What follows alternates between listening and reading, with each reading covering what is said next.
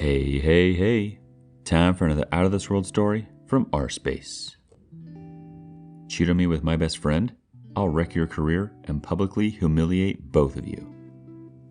So, this post apparently is what triggered the pro-revenge riots of 2019 over the excessive use of acronyms to represent people. MW, FBF, FBFW in the story. Sorry about that. I have reformatted the story with fake names in place of acronyms. Also, at the end of the post, I've added answers to a few questions that came up repeatedly in the comments. Shithead and Sarah have been like family to my wife and I for several years, practically ever since we moved in across the street from them. The four of us were extremely tight. Our kids are the same age as theirs and are all good friends. We were one big family unit. We did dinner together a few times a week. We went on vacations together. I truly saw Shithead as a brother, and my wife and Sarah were very close too.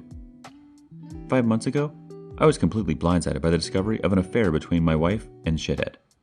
My wife had left her email open on her computer, and I saw an email from her to her longtime therapist saying that Shithead would be joining her at an upcoming session. Again. What the F? My mind started racing. Why in the world would Shithead be going to her therapy sessions without my knowledge? I did a research and found some other emails to and from the therapist proving that Shithead had been going to sessions together with her for about 6 weeks.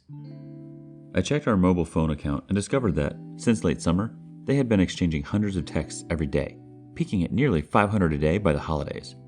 Speaking of the holidays, my wife and I hosted both of our families, parents, siblings, etc., for both Thanksgiving and Christmas dinner, and Shithead and Sarah joined us either for dinner or after dinner on both holidays. Text records showed that the entire time that they were at our house celebrating with our families, my wife and Shithead were texting each other across the room. They were doing that pretty much every time the four of us hung out, for months. And, all day every day, just in general. But what bothers me the most is that they were doing it with Sarah and I right there. I confronted my wife with the evidence and she admitted that yes, she and Shithead had fallen in love. It just happened. I don't know how, but I love him and I just don't feel anything for you anymore. I'm sorry. They had gone on a school district trip together, something happened in her hotel room, and things had moved quickly from there. She explained, as I lay face down on the couch, unable to look at her, that they had already made plans to move out and divorce me and Sarah, and while they didn't plan to move in together immediately because of the kids, they'd probably do so eventually. The meetings with the therapist were supposedly mostly for the purpose of finding a way to break this to me and Sarah as gently as possible, because they were so very concerned for our well-being. Sarah and I are fairly certain that they weren't planning on telling us about the affair at all, and were simply going to discover their feelings for one another several months down the line, after they'd come up with some other reason to divorce the two of us. My wife moved out 2 months ago. I was, and still am, utterly destroyed. I cry every day. I cried writing the first few paragraphs of this story just now. I worry nonstop about the impact on our kids, but I am also not exactly a shrinking violet when I feel that I've been wronged. And in this case, I was, objectively, very, very wronged. So, a couple of years ago, Shithead ran for a Board of Education seat as a pretty extreme underdog. I helped him with his campaign materials and debate prep, and my wife, a well-known school district employee, this becomes important later, got the word out as best she could. Much to our surprise, he actually won in a squeaker by just a few dozen votes. Being on the board became the center of Shithead's world. He joined every committee that he could. This turned into the foundation of his affair with my wife, as they were constantly going to school events and meetings together on evenings and weekends. Once I discovered the affair, my thoughts turned pretty quickly to revenge, and it occurred to me that an extramarital affair between a member of the Board of Education and an employee of the school district was at least bad politics, and possibly violated district policy. Making things far worse for them was that my wife was in the running for an open administrative position, and everyone knew that she was more or less guaranteed the job and the major pay raise that came with it. She had just finished her master's degree in school administration, at the urging of her principal and the superintendent, so that she could be promoted to the specific position. I had plenty of evidence of the affair. Texts from both of them admitting to it, text records showing that they were texting hundreds of times a day, emails to and from the therapist, etc. I considered simply emailing all of the evidence to the board and the superintendent, but felt like I, as the grieving, betrayed spouse, might not be seen as a credible source.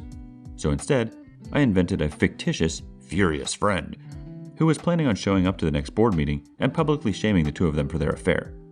I told my wife that I'd try to talk this person down, but couldn't guarantee that they wouldn't show up and humiliate them publicly. As I expected, This led Shithead to conclude that the only option was for him to preemptively admit the affair to the board. The superintendent subsequently recommended that Shithead resign, which he did.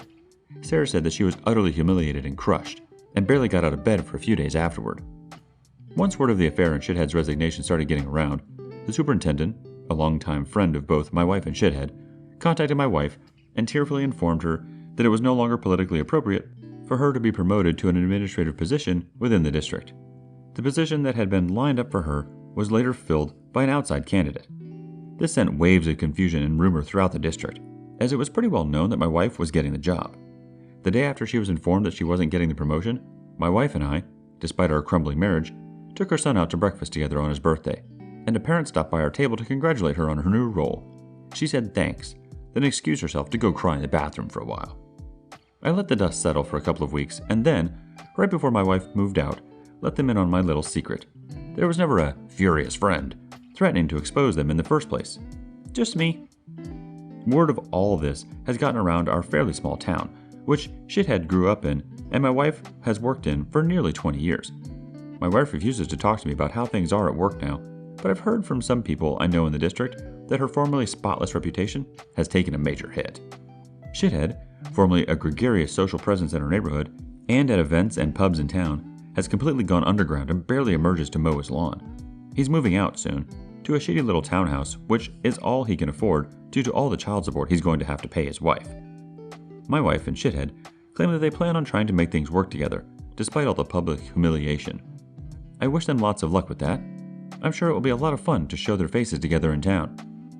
Edit. Here's a log of their texts, calls over the course of a few months before I discovered the affair. Obviously, their phone numbers have been stripped out. Answers to some common questions in the comments. Are you and Sarah a thing now? You should totally be a thing. That would be awesome. No, we're friends. We've been incredibly important to each other since this all started and have certainly gotten a lot closer, but not in the way everyone's thinking. This would all be so much harder to deal with if I didn't have her to lean on, and she says she feels the same way about me. We're going through basically the exact same situation with the same players after all. Shithead hasn't moved out yet. Once he does, we plan to go back to getting the kids together more often like they used to. It'll never be the same, of course. She already does come over with the kids from time to time, but it's just tough with Shithead's constant presence across the street. Didn't your revenge hurt both sets of kids? Not really. Shithead has a day job. The Board of Education was his hobby and his passion, but this didn't affect his income at all. And my wife has been assured that if she wants to pursue an administrative position with another district, she'll have glowing letters of recommendation from her superintendent and principal. It'll mean giving up a lot of work relationships in the process, but given the hit her reputation has taken, I'm guessing she makes the jump sooner rather than later. In the meantime, not moving to an administrative job means that she still has summers off with the kids. Why do you call her your wife instead of your former wife? We're working our way through divorce mediation, but it isn't final yet. We'll be soon. Why didn't you notice all the texting your wife was doing? Well, I did. It was really starting to piss me off. It was excessive. She has a big social circle and does tend to text a lot anyway. But it was really getting over the top, to the point where she was completely ignoring me and the kids. At one point in November, I asked her to agree to a no phones at the dinner table rule, which she agreed to reluctantly, but then would pout through dinner, and eventually she just started using her phone during dinner again. All that said, I was blind. Not only was the texting getting weird, but her relationship with Shithead was starting to make me uncomfortable. Sarah noticed it too and agreed. We confronted them a couple of times about it directly, and they both swore up and down that it was just school stuff that they were talking about. There was nothing else going on, and for whatever reason, we believed them. Probably because the mind tends to refuse to see things that it doesn't want to see. Thanks, by the way, for all of the support in the comments. I couldn't reply to everyone, but I did read them all, and I appreciate them, even the brutally honest feedback from people who feel that I did the wrong thing. Posting this and reading all of the responses introduced me to perspectives I hadn't considered about all of this, and reminded me, most of all, that the anguish I'm dealing with is pretty normal given the situation I'm going through. I had a pretty okay Memorial Day weekend, even though I missed my wife, and thought a lot about the things we'd probably be doing as a family. I'm taking my kids camping next weekend and having something like that to look forward to, and plan has me feeling pretty good today. On to the next story. Boyfriend cheats on me with my step-sibling, so I get him kicked out and destroy his relationship with his parents. I've been wanting to post my story on here for absolutely ages, but I just never got around to doing it. So, then I figured, since I have a Reddit account now, I might as well post it. When I was around 17, I started dating a guy, 19. I'll call him Jake for the sake of this post. Also, age of consent where I live is 16, so nothing illegal happening here. We got on well, spent a lot of time together, and cared for each other a lot. We even started talking about living together once we both moved out. We were a perfectly happy couple. Or so I thought. You see, after we'd been dating for a few months, something in Jake changed. He was getting a lot more distant. Whenever he was with me, he'd be checking his phone constantly. We stopped spending as much time together, and he started to get really funny about public affection, regarding things like hand-holding and stuff. He also seemed to start caring less and less about my feelings. I used to have a bit of a thing for humiliation in the bedroom, nothing too far, and we'd spoken about what Jake should and shouldn't say, but he started to get more and more degrading. He'd tell me how no one would ever love me and would pick on my insecurities.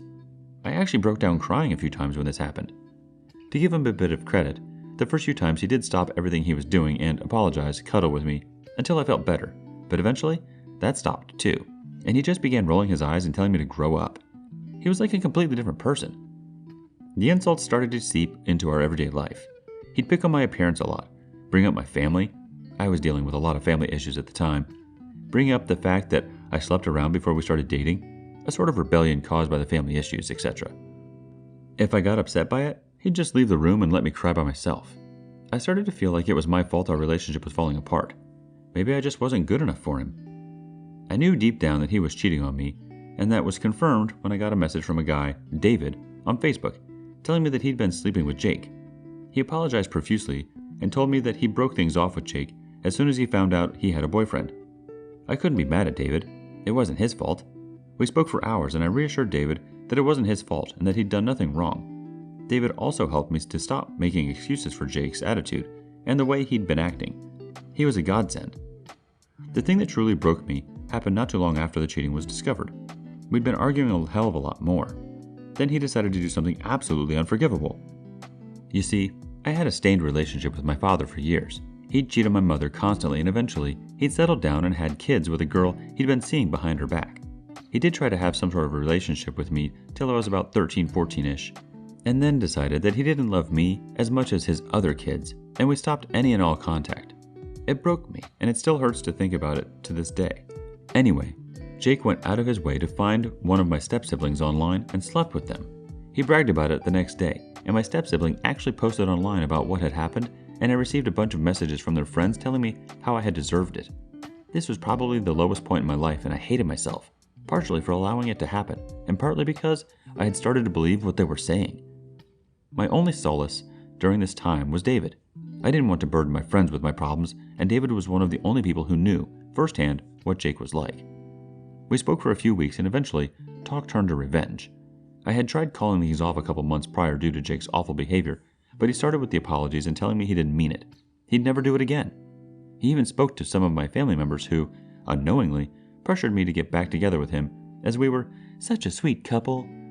I hadn't wanted to tell them the real reason that we'd broken up, so I kept the details pretty vague, though I'm pretty sure some of them had seen my step-siblings' post and knew why I didn't want to be with him.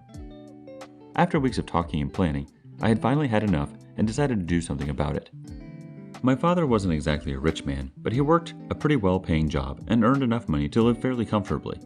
He had begun spreading rumors around when I was younger, during a custody battle with my mother, that he had set up a trust fund for me and that there was enough money there to get me set up in my own place when I was 18, plus a bit extra. I knew that this was absolute BS. He tried to get out of paying child support all the time. Of course, he'd never set up a trust fund for me. However, Jake didn't. We'd never spoken about it a lot, but he'd heard the rumors, and I'd just always say what I told you folks. My father was an appalling parent who grudged paying my mother child support, so why the hell would he set up a trust fund? But Jake wouldn't listen. He even did his own research into the type of job my father worked and came up with an estimate of how much he thought my father was earning. Though, to his credit, he did drop the subject whenever I asked him to. For a while anyways. I decided to use this to my advantage. Jake and I were still dating, though I avoided him at any chance I got. Until one night, where I sat him down and told him that since I'd be turning 18 in a couple of weeks, I'd start thinking about us getting our own place, with the trust fund my father had set up for me. He immediately cheered up at this, and honestly, I think that night was the first time in months that he'd said anything nice to me when we weren't in public or with friends and family. This very nearly made me want to call the whole thing off. But I spoke with David later that night, and he reminded me that Jake would go back to his usual degrading attitude in no time. We started looking at flats, though Jake was kind enough to let me have the final say and handle the paperwork, because how could he possibly go out and cheat on me if he had to sort out the paperwork for a flat? I was a little surprised by this, to be very honest, as I'd always thought that he'd want his name on the paperwork and everything, so I couldn't kick him out. But by this point, he'd slept with my step-sibling, degraded me, smashed my self-confidence to pieces, and cheated on me regularly. I think by now, he thought I wouldn't kick him out no matter what he did. Anyways, I started taking up extra shifts at work to try and save enough money to actually move out. Not with Jake though. Oh no. I was moving in with my friend Emma. We had both been thinking about moving out for a while anyways and thought, why not just be roommates? We found a cute little one-bedroom flat that was close to our college and work, and started getting stuff sorted to move in. I also didn't want to bring any trouble to my mother's door if Jake started kicking up a fuss. Emma had no issues with clawing the face off him if need be, and told me not to worry about him coming to our front door. Then came the next part of the plan. I waited till a week or so before Jake and I were supposedly moving into our own flat and stole his phone for a few minutes. He'd stopped caring about leaving his phone unattended and would sometimes flat out brag about how lucky he was to be able to sleep with whoever he wanted and come home to a little bitch who'd make him dinner. So that day, when he went for a shower, he wasn't all too bothered about taking his phone with him. Perfect. I went onto his phone, deleted my number from his contacts, and changed the name of his MM's contact as mine. Pleased, I went to the kitchen, smashed one of the plates. It was my mother's, but it was a cheap one from a local shop, and I did replace it as soon as possible. I left for work once everything was done. My mother had left for work a couple hours prior, so she was safe. I just needed a reason for him to get pissed off. And oh boy, did he get pissed off. His first reaction was to text me, calling me all the disgusting names under the sun. Except it wasn't me he texted. It was his mum. I'd texted her in advance and told her that I hoped she'd forgive me, but she had to see what her son was really like. She'd never tried to defend him as much as she just hadn't known quite how bad his behavior was. She'd actually called him out a couple of times where he'd slipped up and been harsh with me when she was there. She went apeshit. I never found out exactly how their argument went, as she phoned him to scream at him and called him out for his crabby behavior, finally seeing how horrible her son was. It didn't help that she'd been sent screenshots of some of the times where he'd admitted to cheating. She was absolutely disgusted by her son's behavior and phoned me to apologize on Jake's behalf. It wasn't her fault though. He's old enough to know how to act like a damn adult. He wound up telling his mom essentially that her opinion didn't matter, as he'd be moving in with me anyways. Needless to say, when he called me on Facebook, after I deleted my number from his phone, I took some satisfaction in telling him that we weren't moving in together, that the trust fund wasn't real. I'd already told him that in the past, he just refused to listen, and that I'd moved in with Emma. I was called all the sluts and whores under the sun. His voice sort of turned into white noise after a while. I told him we were over and hung up, blocked him on everything. He had to run back to his mom and dad, his tail between his legs, and they took him back for a little while. Though, after a bit, the arguments became too much and his parents kicked him out. He stayed with a couple of friends for a few months before he managed to get his own place. His parents, especially his mother, have not been the same with him since. I still talk to his mom on occasion. Lastly, David and I took the liberty of sending screenshots of Jake's abuse to as many of the people he'd been hooking up with as possible. A couple of sleepless nights were spent trying to track people down on Facebook. Part of it was to get back at Jake, but most of it was to make sure that none of them got roped into a full-on relationship with him and had to deal with all the crap I'd gone through. So there it is, my little story of pro-revenge. I know this is really long, so there's a TLDR below. I wasn't ever planning on posting my story, but I was scrolling through Facebook the other day, and one of Jake's new accounts popped up on the People You May Know section. After talking with Emma about it, she suggested posting it here. I hope it fits in this subreddit. Bye! Edit. Okay, first, thank you for all the kind comments and awards. I'm doing a lot better now. This happened a few years ago, and I haven't had to deal with Jake since. Secondly, I saw a few people getting confused about the plate part, thinking I was still in the house, so why would he text me? I had left for work by the time he'd gotten out of the shower, so he couldn't yell at me. Also, my mother was at work, so I didn't leave her with him. Don't worry. I edited this in my original post just to clear things up for people, just in case by some chance they don't see the edit. I hope this helps. Last quick edit. I saw a lot of people were confused in the comments about my gender. I'm a bisexual male.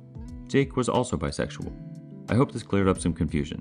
I don't know why I hadn't written it before now.